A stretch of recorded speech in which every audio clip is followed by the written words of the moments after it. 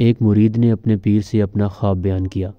میں دیکھتا ہوں کہ میری انگلیاں پخانہ میں بھری ہوئی ہیں اور آپ کی انگلیاں شہد میں۔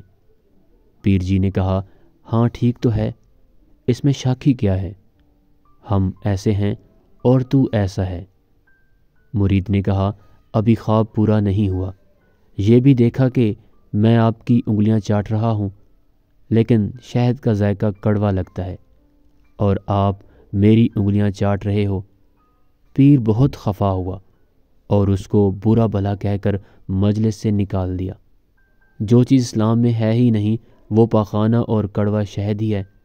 اس حکایت کا وہی حاصل ہے کہ مرید تو پیر سے دین حاصل کرنا چاہتا ہے کہ وہ مشابہ شہد کے ہے، اور پیر مرید سے دنیا حاصل کرنا چاہتا ہے کہ وہ مشابہ پاخانہ کے ہے۔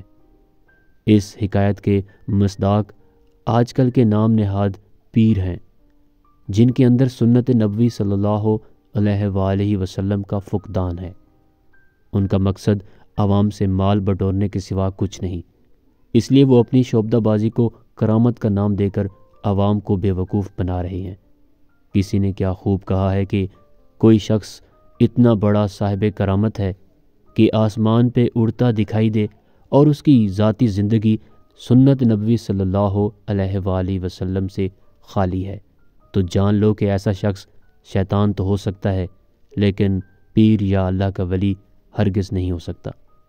وہ پیر یا ولی ہی کیا جو رسول اللہ صلی اللہ علیہ وآلہ وسلم کی سنتوں کی پاسداری نہ کرے۔